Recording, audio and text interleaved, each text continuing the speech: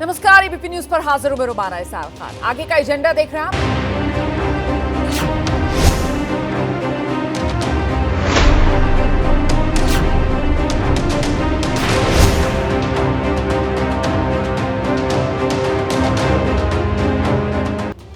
आइए विस्तार से खबरों का सिलसिला शुरू करते हैं। सबसे पहले बात बाबा बागेश्वर की, क्योंकि बाबा बागेश्वर को लेकर बिहार की सियासत गर्मा गई है। गोपालगंज में हनुमंत कथा के दौरान बाबा बागेश्वर ने एक और बड़ा बयान देकर राजनीतिक पारे को चढ़ा दिया है। हिंदू राष्ट्र को लेकर बाबा बागेश्वर ने बड़ा ऐलान कर दिया। बाबा बागेश्वर की तरफ से कहा गया है, उत्तर प्रदेश और बिहार में पदयात्रा निकालेंगे बाबा बागेश्वर। हिंदू राष्ट्र के लिए पदयात्रा निकालेंगे बाबा बागेश्वर। पदयात्रा कर हिंदुओं को एकजुट करेंगे बाबा बागेश्वर। भारत को हिंदू राष्ट्र बनाने में हर्ज क्या है, ये सवाल बाबा बागेश्वर की तरफ से पूछा जा रहा है। और यही हिंदू राष्ट्र वाला मुद्दा है जिसको लेकर अब राजनीति बिहार की गर्मा गई।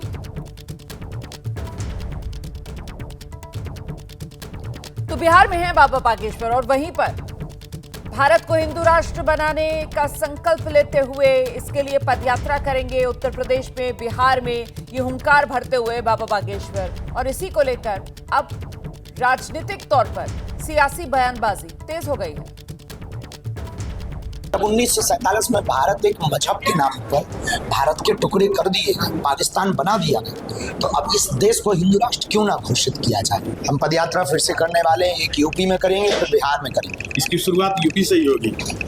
नहीं, प्रारंभ तो अभी मध्य प्रदेश से हो चुकी है, दूसरी यात्रा यूपी में होगी। तो अब ये बाबा बागेश्वर के हिंदू राष्ट्र बनाने के बयान को लेकर जो सियासी बयानबाजी हो रही है वो आपको दिखाती हूँ। जनस्वराज पार्टी के संयोजक है प्रशांत किशोर, कह रहे हैं बीजेपी में अगर हिम्मत है तो संसद में कानून लेकर आ जाए। किसी बाबा के कहने से थोड़ी चलता है। देश चुने हुए प्रतिनिधि, जनता के द्वारा चुने हुए प्रतिनिधियों के द्वारा चलता है। देश का कानून संसद में बनता है, किसी बाबा के दरबार में तो बनता नहीं है। देश जो है वो संविधान से चलता है। इस देश को बनाने वालों ने, इस देश के फाउंडिंग फादर्स ने जब इस देश को सेकुलर राष्ट्र के तौर पर बनाया है, तो आप और हम कौन हैं हिंदू राष्ट्र की बात करने वाले? क्या ऐसे मांग करने वाले लोग गांधी जी से बड़े समझदार हो गए? क्या गांधी, नेहरू, पटेल, सुभाष चंद्र बोस, बाबा साहब अम्बेडकर, इन सबसे बड़े यही लोग हो गए? पार्लियामेंट में भाजपा को दम है तो कह दे कि हम हिंदू राष्ट्र लागू करेंगे, हम संविधान बदल देंगे। प्रशांत किशोर को आप सुन रहे थे। खुलकर प्रशांत किशोर बाबा बागेश्वर पर निशाना साधते हुए कह रहे हैं, क्या बाबा बागेश्वर इस देश के संविधान निर्माताओं, इस देश को आजादी दिलाने के लिए अपने प्राणों की आहुति देने वालों, उन सब से बढ़कर हो गए हैं क्या बाबा बागेश्वर? और सीधे चुनौती बीजेपी को प्रशांत किशोर की तरफ से दी जा रही है, कि कहते हुए कि अगर बीजेपी बाबा बागेश्वर का समर्थन करती है तो फिर संसद के अंदर प्रस्ताव ले आए बीजेपी।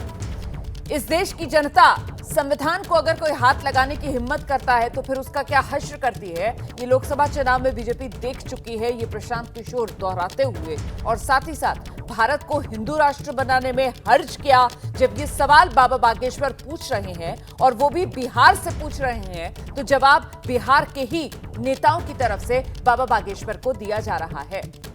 जेडीयू के लिए भी मामला अब फंसा हुआ नजर आ रहा है। जेडीयू से ज्यादा कुछ इस पूरे मामले पर अब बोलते बन नहीं रहा है। सीधे आपको लेकर चलेंगे, हमारे साथ हमारे सहयोगी निधि श्री इस वक्त मौजूद हैं। निधि, जाति के भेद को मिटाने के लिए, हिंदुत्व की काट के जरिए हिंदुओं को एकजुट करने के लिए बाबा बागेश्वर की बिहार की जमीन पर जो एंट्री हुई, लेकिन अब जिस तरीके से भारत जो एक लोकतांत्रिक देश है उसी को हिंदू राष्ट्र बनाएंगे, ये कहते हुए बाबा बागेश्वर जो यूपी बिहार में पदयात्रा का संकल्प ले रहे हैं, अब उसी को लेकर सियासी पारा बिहार का जो गरमाया है, तो जाहिर सी बात है विपक्षी तो जोरदार तरीके से घेराबंदी बाबा बागेश्वर और बीजेपी की कर रहे हैं। लेकिन सबसे पहले तो ये बताइए कि जेडीयू की स्थिति क्या है। निधि,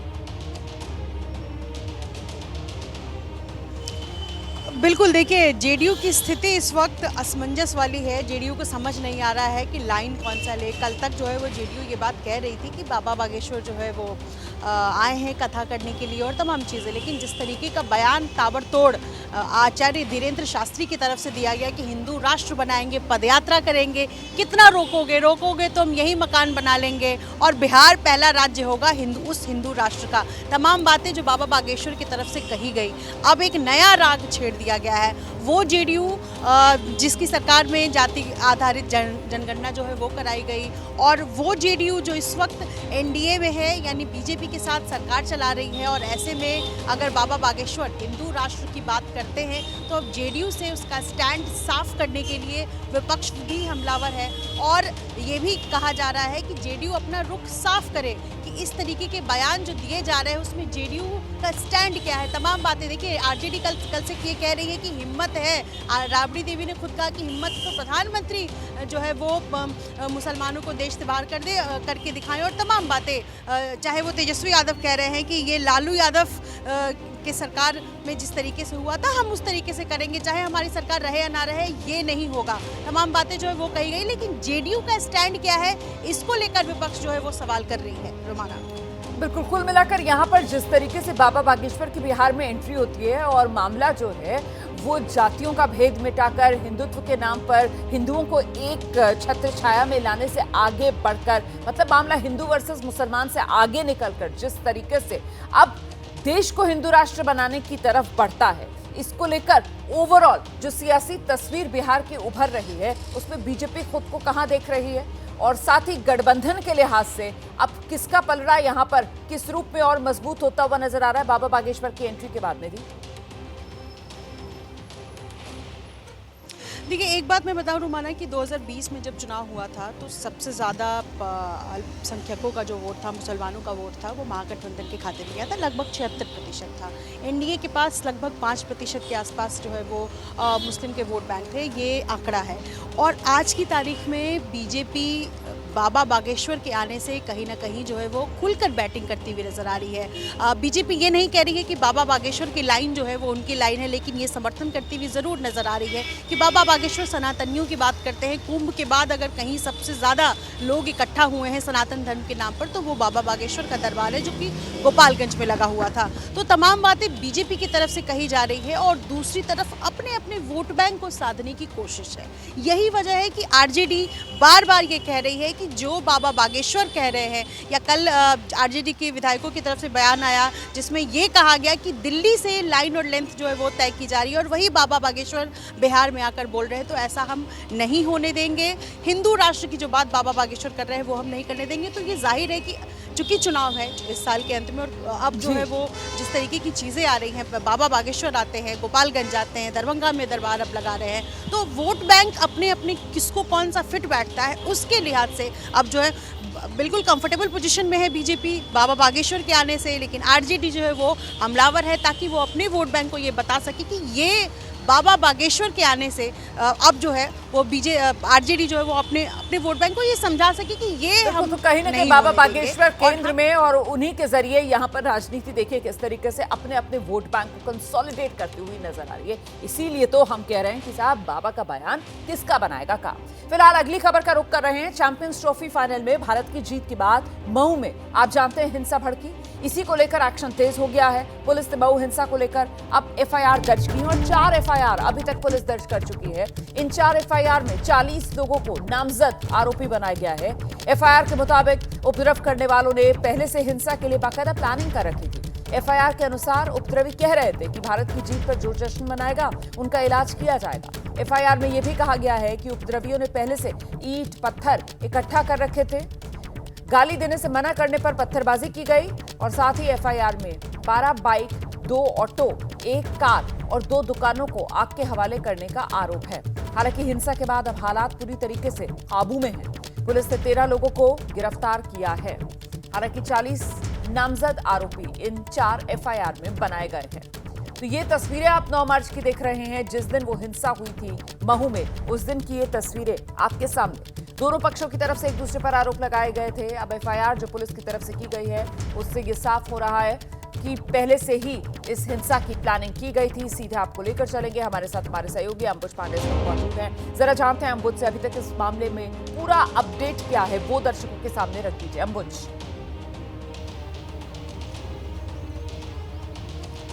जी रोमाना जी, ये जो भारत की जीत के जश्न के साथ जो दंगे की, जो पथराव और आगजनी की घटना शुरू हुई थी महू में, उसमें एक दिन बीतने के बाद अब ये अपडेट है कि 40 लोगों को लगभग के ऊपर नामजद एफआईआर की गई है। 13 लोगों को गिरफ्तार किया है पुलिस ने, जो कल ही दिया गया था। 4 एफआईआर अभी तक कुल इसमें हुई हैं।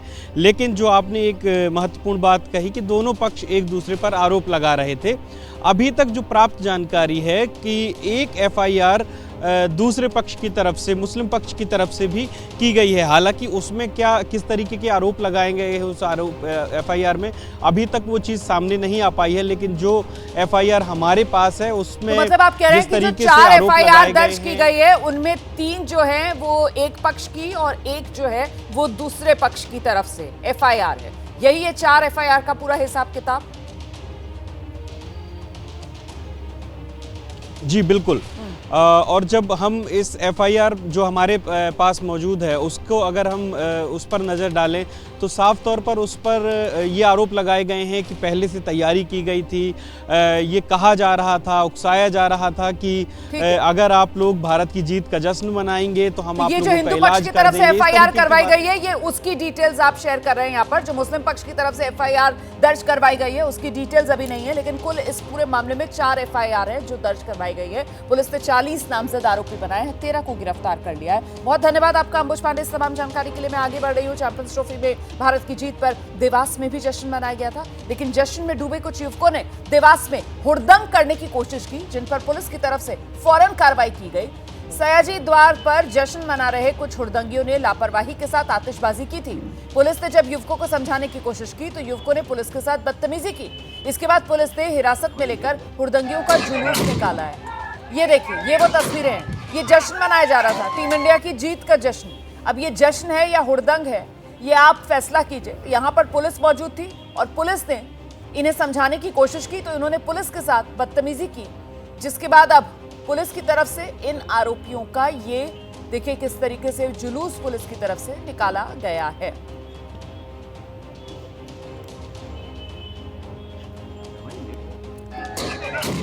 ये तस्वीर देवास में जो जश्न मनाया जा रहा था उस दौरान की।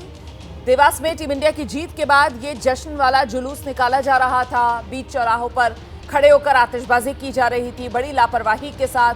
पुलिस मौके पर मुस्तैद थी कि हाथ में तिरंगे थे, टीम इंडिया की जीत का जश्न था, लेकिन ये जश्न कब हुड़दंग में तब्दील हो गया इसका शायद इन हुड़दंगियों को अंदाजा नहीं हुआ। पर पुलिस वहां पर जो मौजूद थी वो मुस्तैद थी और पुलिस की तरफ से इन हुड़दंगियों पर एक्शन लिया गया। ये तस्वीरें भी मध्य प्रदेश की हैं और देवास की।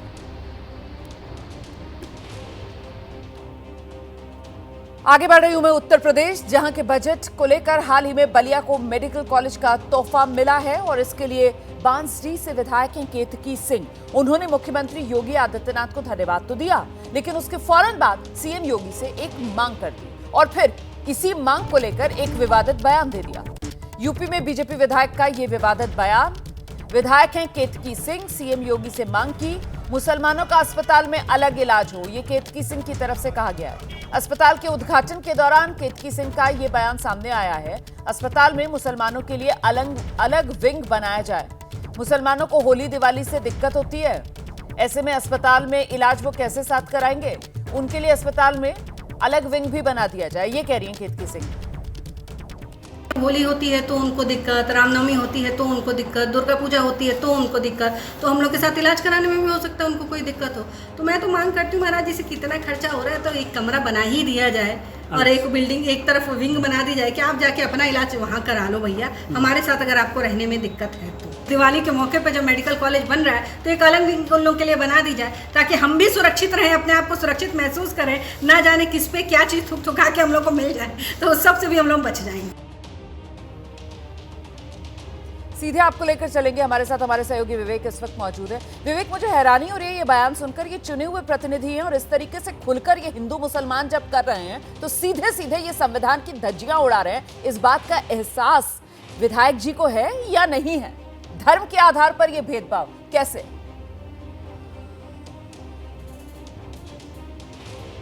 ये बिल्कुल अपने आप में ये बड़ा सवाल है, क्योंकि जिस तरीके से बलिया की बांसडीह से विधायक हैं केतकी सिंह, निषाद पार्टी के समर्थन में इन्होंने वहाँ से चुनाव लड़ा था, उसके बाद चुनाव जीती हैं। इसके पहले भी इनके कई बयान बड़ा ही अलग अलग समय पर चर्चा का विषय रहे, पर ये हिंदू मुसलमान का बयान पहली बार इनकी तरफ से दिया गया है। पर अपने आप में ये बयान बेहद ही एक तरीके से बेतुका बयान कहा जा सकता है, और इस पर जो है अलग अलग तरफ इस बयान की जो है चर्चा भी होनी शुरू हो गई है। क्योंकि एक तरीके से जो बयान इन्होंने दिया कि उन जो मुस्लिम लोग हैं उनको दुर्गा पूजा से दिक्कतें होती हैं, रामनवमी से दिक्कतें होती हैं, और पता नहीं क्या वो थूक थुकाकर हमें चीज़ें दे दें, इससे बेहतर है कि हम उनको एक अलग विंग बना कर दें। इस तरीके की मांग उन्होंने मुख्यमंत्री से की है। पर बिल्कुल सही बात, जो संविधान की जो लोग शपथ लेते हैं, जो उनकी विधानसभा है, उसमें दोनों समुदाय के लोग हैं, और उस तरीके की जब दोनों समुदाय के लोगों का जो जनप्रतिनिधि हो वो इस तरीके की बात करेगा तो बिल्कुल अपने आप में बड़ा एक सवालिया निशान है।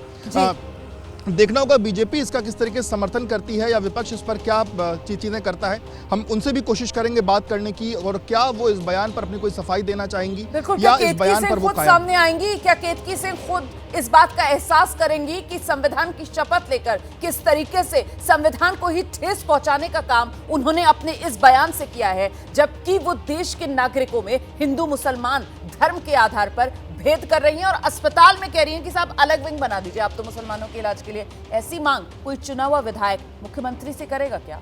आगे बढ़ते हैं। दिल्ली की यमुना में क्रूज चलाने का रास्ता साफ हुआ है, ये बड़ी खबर है। सोनिया विहार से जगतपुर तक क्रूज चलेगा। क्रूज के लिए आज एमओयू साइन होगा। केंद्रीय मंत्री हैं सर्बानंद सोनोवाल, वो खुद मौजूद रहेंगे। दिल्ली के एलजी, दिल्ली की मुख्यमंत्री रेखा गुप्ता, वो मौजूद रहेंगी, और क्रूज चलाने को लेकर ये एमओयू जो साइन होगा।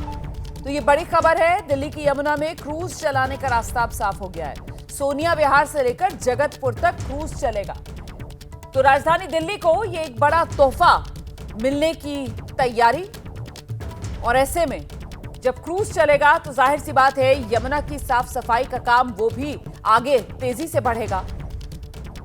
सोनिया विहार से जगतपुर तक फिलहाल क्रूज चलाने की तैयारी है, और इसी के लिए आज एमओयू भी साइन होना है।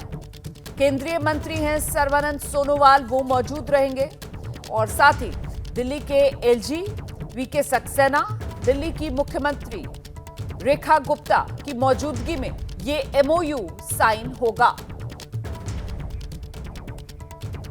सीधे आपको लेकर चलेंगे, हमारे साथ हमारे सहयोगी बलराम पांडे इस वक्त मौजूद हैं। बलराम, दिल्ली के लोगों को ये क्रूज के तौर पर एक बड़ी सौगात मिलने जा रही है। बिल्कुल, देखिए जिस तरीके से दिल्ली सरकार ने दिल्ली वासियों से वादा किया था कि जल्द ही यमुना में क्रूज चलाने का जो फैसला है वो दिल्ली सरकार लेगी, और आज जिस तरीके से एमओयू साइन हो रहा है क्रूज को लेकर के, चाहे वो डीटीए हो, चाहे पर्यटन विभाग हो, चाहे दिल्ली जल बोर्ड हो, ये तमाम जो सरकारी संस्थाएं हैं उनके साथ आज एक समझौता होगा, और कहा जा रहा है कि आने वाले दिनों में जल्द से जल्द यमुना को साफ किया जाएगा, और जो क्रूज है उसका आनंद दिल्ली के लोग ले सकेंगे। हालांकि इसको लेकर के जो काम है सरकार की तरफ से वो युद्ध स्तर पर किया जा रहा है, और आज ऐसिता बिहार पार्क में ये जो एमओयू है वो साइन होगा। इसको लेकर के एक भव्य कार्यक्रम रखा गया है, जिसमें दिल्ली के उपराज्यपाल वीके सक्सेना, दिल्ली की मुख्यमंत्री रेखा गुप्ता समेत तमाम जो मंत्री हैं और जो सीनियर नेता हैं वो मौजूद रहेंगे। केंद्रीय मंत्री से लेकर दिल्ली सरकार के मंत्री, एलजी की मौजूदगी में ये एमओयू साइन होगा। सोनिया विहार से लेकर जगतपुर तक क्रूज चलाने की तैयारी में।